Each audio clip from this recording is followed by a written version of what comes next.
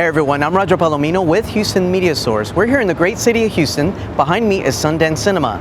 Every year, the Houston Cinema Art Society brings us an 8-day multi-venue film festival highlighting some films of different genres from all over the world. What you're about to see are some standout directors and producers and their films from this 8-day film festival that took place from November 12th to the 19th. So let's check out what they have to say.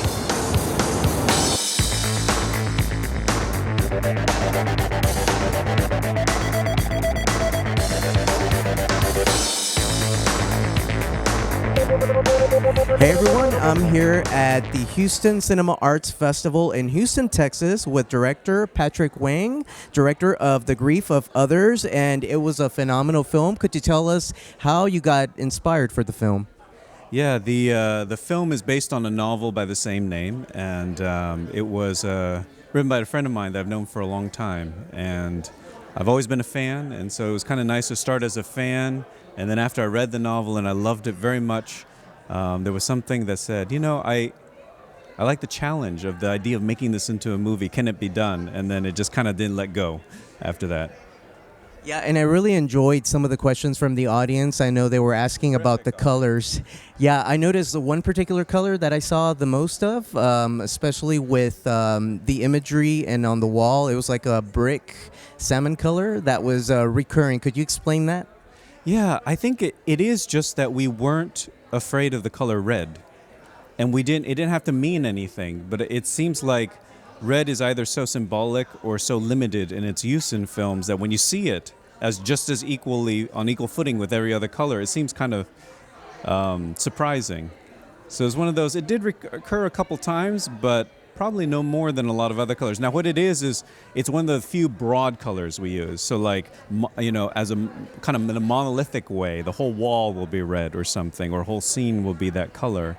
So that may be, I don't think we do that with anything else except white, letting a whole color dominate a wall or something like that. Exactly, and I noticed the dynamics with the actors. The chemistry was phenomenal. It didn't really seem like they were acting. It seemed like you were just looking at somebody's life just inside their home. So could you explain to us a little bit about the casting process and how that was like? Yeah, it was not particularly unusual. We had a great casting director, and I saw maybe a dozen or so people for each role. And I think the kind of actor I like does the things you described. They're very sensitive to what's going on. So I looked at their interactions with the reader. I talked to them. I wanted to make sure that we could communicate. And I didn't care so much that they had a finished performance. I cared about their sensitivity and how much progress and how quickly they can make progress. And so when you get these actors together who just progress so quickly and pick things up so fast, they pick up on each other's nonverbals and all these other cues very fast. They form a family very fast. Right, and one of the questions somebody asked in the audience too was your influences, like Ingmar Bergman. What are the films that stood out the most for you as far as like from Ingmar Bergman himself? I love the miniseries. So that's Scenes from a Marriage, Fanny and Alexander, Face to Face. Yeah, I feel like you watch Scenes from a Marriage and it's film school. If you take to heart the lessons about how to put actors first, how to use scenic design in a very non-intrusive way, and how to use all your departments in a balanced way. Moving one from the foreground to the background, handoff simultaneously, the real music of orchestrating your departments. It's all there. It's all there. And one thing I like to ask a lot of filmmakers and artists is Houston itself. What is it about Houston that makes it so appealing and unique to bring a project like this? I'll answer a related question. It was wonderful to screen for this audience tonight, but I think that people often ask me, or they've pointed out a similarity between my films that I think comes back to Houston. There is a kind of basic generosity, and acceptance, and a kind of optimism at the heart of it, or that makes its way at some point into the film, and I think that that's something I picked up living around here. Yeah, absolutely. So with this film now becoming very popular, what is your next project going to be? That's a good question. I know the next project I'm writing, and this isn't completely accurate, but I'll call it a comedy. And but it's different, and it has all those great qualities of my favorite projects where it just has all these questions that I feel compelled to answer. So I'm writing a project, and hopefully it'll become the next movie. Great. And if you could name one word that describes your film style, what would it be? Curiosity. Yeah. And why curiosity? I think it is a curiosity about people's lives that kind of drives every moment, like scene by scene, like how I think about it, where I look at it from, is a basic questioning of their lives. And I think it's also curiosity about what can this scene look like? And it doesn't have to look like anything else I've ever seen. I may not know what to call it, but that's what it is. And so I think curiosity drives you to new in aesthetics. So it drives you to insights with people, and then I think to very interesting new aesthetic choices. Okay. Well, thank you very much for the interview, Patrick, and congratulations on your film. It was a pleasure. Thank you.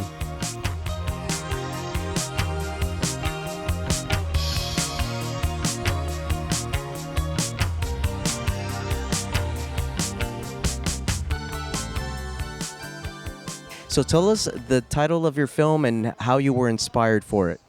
The title of the film is Gravitation, Variation in Time and Space, and it's a dance film. So I'm playing a little bit with words because variation can also mean variation in ballet. We shot it with the famous Russian ballerina Diana Vishneva, who is also a principal dancer at the American Ballet Theater and at the Mariinsky Theater. And we shot a whole film in black and white, but in very, very slow motion. So it's very fast cameras that you normally see in scientific films, something like flying bullets through watermelons and things like that. So you see all the details. So we had to change the choreography. We had to change the whole process completely to show the choreography in a completely different way. And the way we did lighting was very, very calligraphic, which matched the lighting of the first images that we got from people on the moon. So I very early on decided that I would like to use some of the space images as a metaphor for what the character is going through. So this was the inspiration. We're very, very honored to be here at the Houston Cinema Arts Festival at this special NASA program. Right on, absolutely. And I know with watching the film, what was captivating about it is the ballerina's movements with that imagery. Now, you said that took you an entire day to film. Tell us about that process. It was a very long day, and it was almost like a NASA kind of operation because we only had one day because of the busy schedule of the ballerina, and we were using this really sophisticated equipment. It's Phantom Flex 4K cameras that can only capture for 9 seconds. Because of the amount of information that they capture, you're capturing 1,000 frames per second. So it's an incredible volume of data that no computer can possibly process in its entirety. So it was very challenging to work with a ballerina who needs to be warm, who needs to have a certain fluidity for her performance, and we only had these spurts of 9 seconds. So it was a long day. We captured a lot of footage, but actually in terms of the seconds, it wasn't that long. And we've learned so much in terms of how to coordinate the whole process and how to stage the lights properly. And we were using special lighting for the floor to create this illusion of another planet. So it was a very challenging one day, and then editing took much longer, obviously. Right. It's a very long process, actually, for filmmaking, just piecing it all together. What is your next project going to be? I'm working on a few projects, but the most exciting is probably a feature film that's called Zona del Silencio, the Zone of Silence, and it's an actual place that exists in Mexico, and it's known for its unusual activities. It attracted some rocket that was launched in New Mexico, and it for some reason went there. A meteorite landed there a long time ago, and also you have no signal from any radios, so there's something going on there. But I'm using it as a premise to show the character that gets trapped in time. He's pursuing. He's looking for the fate of his father and the love of his life, his girlfriend, and he gets trapped in time through this amazing and strange place that's Zone of Silence. So is it safe to say after this film here in Houston, Texas, that your genre that you're more inclined to is science or science fiction? Well, absolutely, because it's I was born into a family of astronomers. My grandfather was a famous astronomer who was working on a lot of first discoveries of space. He was part of the first missions that took pictures of the dark side of the moon. He was working on he discovered that the sun has a pulse and a lot of big things like that. So I was growing up with this scientific notion in the background all the time. So now, from the first film that I've made, I'm doing something that has to do with space, even if it's just a little sound that I'm adding that I find on a NASA website. There's always a little bit of space exploration in my work.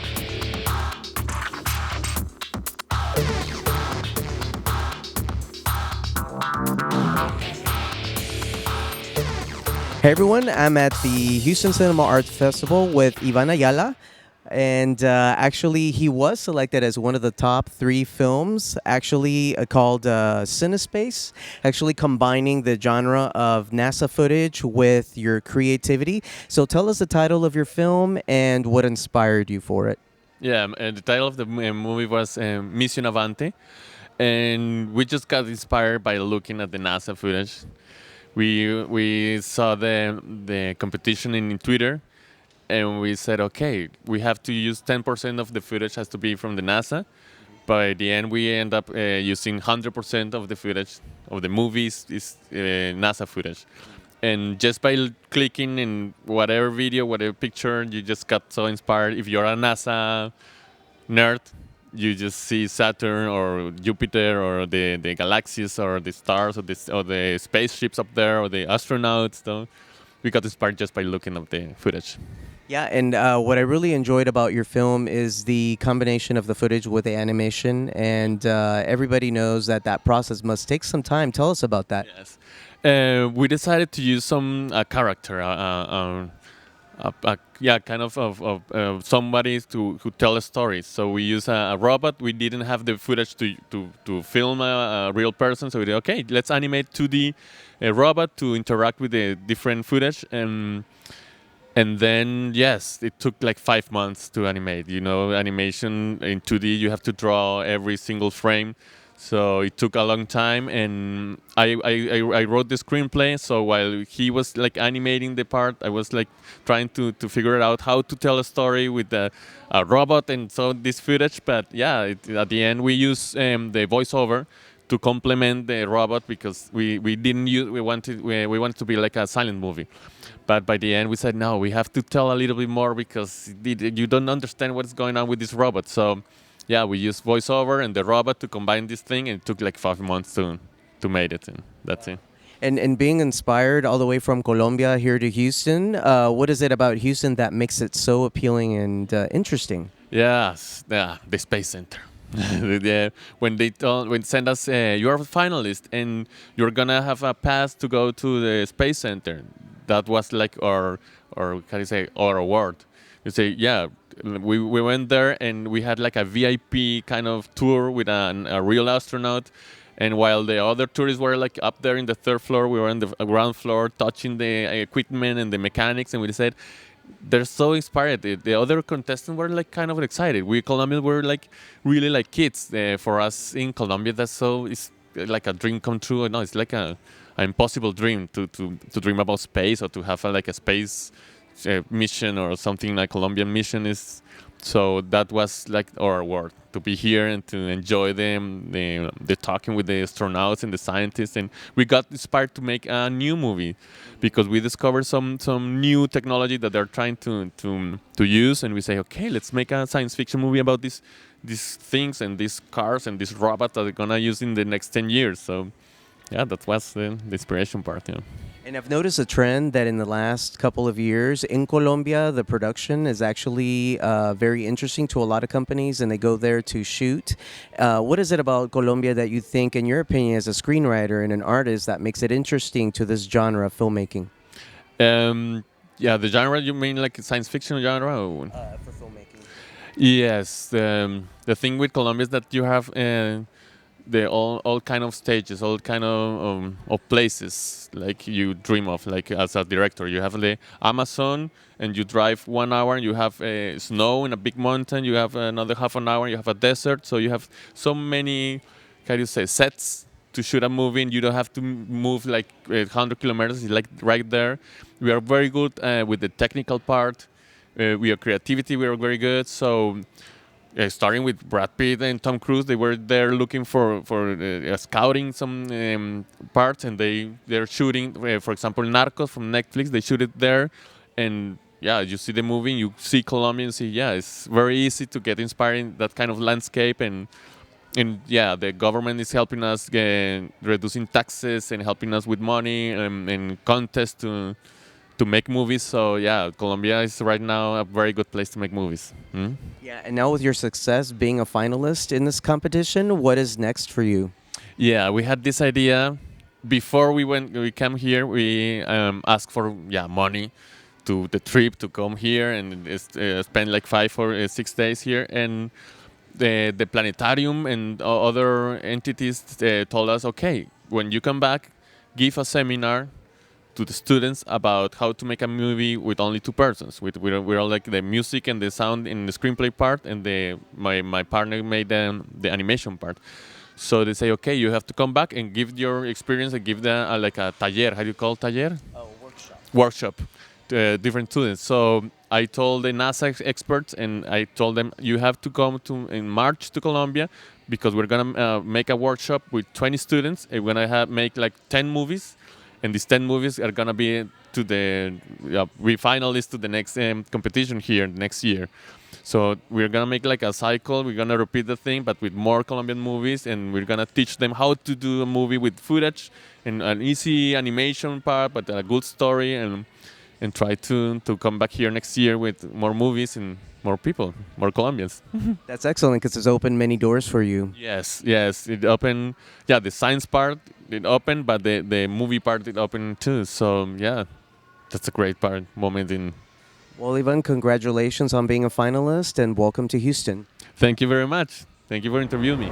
And I hope you enjoyed some of the highlights from the Houston Cinema Arts Festival with directors Patrick Wang, Andres Severny, and Ivan Ayala Luna. Tune in next year as they bring us more films from all over the world. From the great city of Houston, I'm Roger Palomino with Houston Media Source. We'll see you next time.